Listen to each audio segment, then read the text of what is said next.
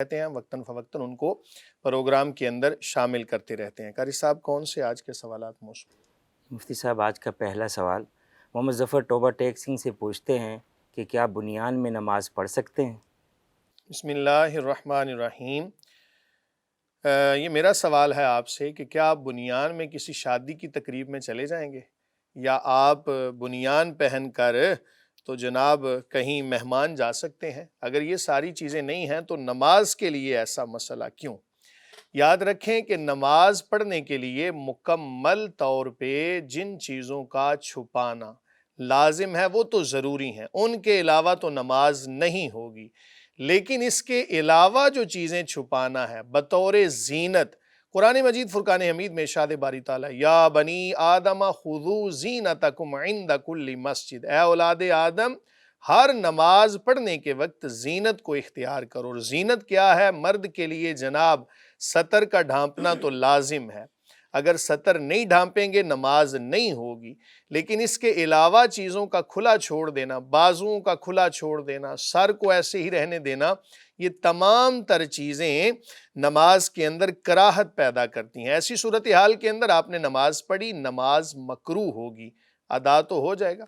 तो मकसद अगर आपका सिर्फ अपने फ़र्ज़ को अदा करना है तो फाबिहा, और अगर आप जनाब चाहते हैं कि नमाज का हुस्न भी वाज़े हो, नमाज की तासीर आपको महसूस हो, कुरान कहता है कि तुम्हारी नमाज वही है कि जो बेशक नमाज इन्नस्सलात तन्हा अनिल फहशाई वल मुनकर, कि बेशक नमाज बेहयाई और बुरे कामों से रोकती है।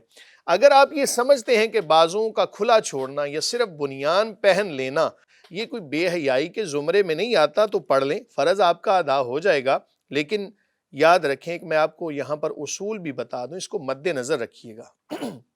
इसको अगर सामने रखेंगे ना तो बहुत सारे मसाइल आपके हल हो जाएंगे। क़यामत के दिन आमाल की गिनती होगी या वज़न होगा? आप जहाँ भी सुनेंगे अमाल का वज़न होगा जनाब। क़यामत के दिन तराजू कायम होगा, तो उस तराजू के अंदर नेकियां अगर आपकी लाखों में हों और उनका वज़न बिल्कुल रुई की तरह हो तो क्या फ़ायदा होगा? तो अपने आमाल के अंदर वज़न पैदा करें। वो वज़न कैसे मिलेगा आपको जनाब? इसी तरह खुशू व खुजू के साथ नमाज अदा करने से। मकसद सिर्फ और सिर्फ फ़र्ज़ को ज़िम्मा से उतारना नहीं होता, मकसद नमाज का क्या है कि बेहयाई से भी रुकें, बुरे कामों से भी रुकें। आज नमाजें तो पढ़ी जा रही हैं, ना बेहयाई से रुक रहे हैं ना बुरे कामों से रुक रहे हैं, तो इससे पता चला कि नमाज के अंदर कहीं ना कहीं तो ऐसी खराबी हम कर रहे हैं कि जो नमाज के हुस्न के मनाफी है। आप जनाब मुकम्मल कपड़े पहनकर नमाज अदा किया करें। असलाफ का तरीका अगर हम देखें ना तो उन्होंने जनाब कभी भी ऐसा अमल नहीं किया। वो हर नमाज के वक्त आला से आला लिबास पहना करते थे। आपने किसी दावत में जाना है तो कभी भी खाली बुनियान पहनकर नहीं जाएंगे। आप क्या करेंगे ना, आप अच्छा लिबास पहनेंगे। किस वजह से? भाई लोग देखकर ये ना कहें कि ये कैसा लिबास पहन के आ गया है। तो जिस ज़ात की बारगाह में आप हाजिर होने लगे हैं वो उस ज़ात को आप क्या तस्वुर कर रहे हैं? तो इसलिए तमाम तर चीज़ों को मलहूज़े खातिर रखें। अल्लाह की बारगाह में जाना है तो सोना बन के जाए ना, अच्छा बन के जाएं। दुनियादार के सामने जाना है तो जनाब क्रीम पाउडर, ये मैं लफ्ज़ इसलिए बोल रहा हूँ कि ज़रा थोड़ा सा बतौर तंज़ कह लें, इसको बतौर मज़ाह कह लें, वगरना क्रीम पाउडर जो है वो भी अच्छे तरीके से अगर आप इस्तेमाल करेंगे इस नीयत के साथ कि मैं अल्लाह की बारगाह में जा रहा हूँ तो ये एक मुस्तहब अमल होगा। अच्छा बन के जाएं, अपने सर को ढांप के जाएं और जनाब मुकम्मल लिबास पहन कर जाएं।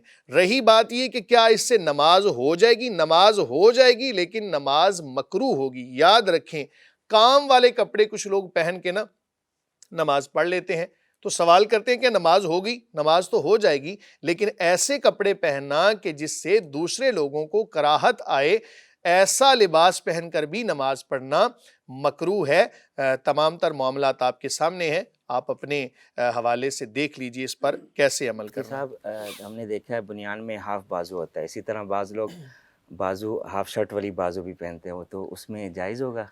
नमाज तो हो जाएगी, लेकिन कोशिश यही करनी चाहिए कि जैसा लिबास नबी करीम सल्लल्लाहु अलैहि वसल्लम ने पसंद फरमाया ना वही लिबास पहने और अच्छा बन के जाएं। نماز کے اندر وزن پیدا کریں. ایسے نماز ہو جائے گی آپ کی. اگر آپ نے ہاف بازوں والی شرٹ پہنی ہوئی ہے نماز ہو جائے گی. سطر ڈھانپا ہوا ہے نماز ہو جائے گی. فرض ذمہ سے ساقط ہو جائے گا.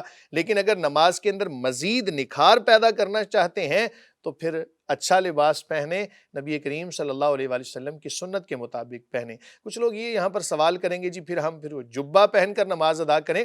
نبی کریم صلی اللہ علیہ وآلہ وسلم نے یہ جو ہمارا لباس ہے نا شلوار قمیض, اس کو پسند فرمایا ہے. اور آپ دنیا کے اندر جہاں مرضی چلے جائیں جناب, آپ کو اس جیسا لباس نہیں ملے گا. اتنا مہذب لباس اور اتنا اچھا لگنے والا لباس یہ آپ کو کہیں بھی نہیں ملے گا. بہرحال دیکھ لیجیے, آپ کا فرض بہرحال ادا ہو جائے گا. یہ ایک سوال آیا ہے, ممتاز شکیل لاہور سے پوچھتے ہیں ہماری دکان پر پرفیومز اور دیگر کاسمیٹکس کی کاپی فروخت ہوتی ہے, لیکن کیا ایسا مال بیچنے سے حاصل ہونے والی کمائی حلال ہوگی یا حرام؟ بسم اللہ الرحمن الرحیم. حضور نبی کریم صلی اللہ علیہ وآلہ وسلم کا مبارک فرمان جس کا مفہوم ہے کہ بڑا معروف ہے, یہ من غش فلیس منا کما قال, کہ جس نے ملاوٹ کی, دھوکہ کیا, وہ ہم میں سے نہیں, ہمارے طریقے پر نہیں ہے. اگر تو یہ چیزیں بیچنا جناب آپ بتا کر بیچیں کہ جی یہ فلاں چیز کی کاپی ہے, فلاں برانڈ یا برانڈ جو بھی آپ کہیں اس کو, اس کی کاپی ہے, یہ بتا کر بیچیں پھر تو یہ شرعاً جائز ہوگا. لیکن اگر آپ اس کو جناب بطور دھوکہ بیچیں تو یہ فراڈ اور جھوٹ کے زمرے میں آئے گا. اس سے حاصل ہونے والی کمائی مکروہ ہوگی. ہم اس کو بعین ہی حرام اس لیے نہیں کہیں گے کہ بہرحال اس کے اندر کچھ نہ کچھ تو کاسٹ آپ کی آئی ہوگی, کوئی نہ کوئی چیز تو آپ نے اس میں اپنی طرف سے لگائی ہے. تو اگر آپ بتا کے بیچیں تو پھر شرعاً جائز ہوگا. اور اگر بتا کر نہیں بیچیں گے, بعض لوگ بیچارے بڑے سادہ سے ہوتے ہیں. میں اپنی مثال دینے لگا تھا لیکن آپ نے کہنا تھا جی مفتیان کرام تو اتنے سادہ نہیں ہوتے. بہرحال بعض لوگ بڑے سادہ سے ہوتے ہیں تو انہیں نہیں پتا ہوتا. اب برانڈ کی چیز دیکھنی ہے تو میرے جیسا بندہ اس کو نہیں پرکھ سکتا. میں نے تو جس سے سننا ہے جناب فلاں برانڈ ہے تو اس کو جا کے میں نے اس کا نشان دیکھنا ہے, میں نے خرید لینا ہے.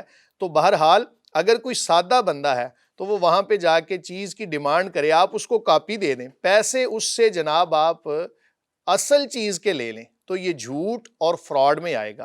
اس لیے آپ بتا دیں, گاہک کے سامنے تمام چیزیں رکھیں. میں ایک فرمان بھی رسول اللہ صلی اللہ علیہ وسلم کا آپ کے سامنے رکھتا ہوں جس کا مفہوم ہے, نبی کریم صلی اللہ علیہ وآلہ وسلم منڈی میں گئے ایک مرتبہ. منڈی سے مراد جو دانہ منڈی کہہ لیں, اس کو غلہ منڈی کہہ لیں. تو نبی کریم صلی اللہ علیہ وآلہ وسلم نے گندم کا ڈھیر دیکھا تو آپ نے اس میں ایسے ہاتھ مبارک لگایا اور نیچے گندم جو تھی وہ گیلی تھی, اوپر خشک گندم تھی. نبی کریم صلی اللہ علیہ وآلہ, یا کوئی بھی اناج کہہ لیں, اس کو جو کہہ لیں, گندم, بہرحال اناج کا تذکرہ ملتا ہے. نبی کریم صلی اللہ علیہ وآلہ وسلم نے اس بندے سے فرمایا کہ یہ نیچے گیلی ہے اوپر خشک کیوں ہے؟ یا رسول اللہ صلی اللہ علیہ کو اوپر دھوپ لگی خشک ہو گئی, نیچے ابھی گیلی ہے. فرمایا کہ اس کو نیچے سے بھی خشک رکھو اور اوپر سے بھی, یعنی جو چیز اندر ہے وہی چیز باہر ہونی چاہیے. رسول اللہ صلی اللہ علیہ وسلم تو اتنی چیزوں کے بارے میں احتیاط فرماتے ہیں اور تعلیم امت کے لیے آپ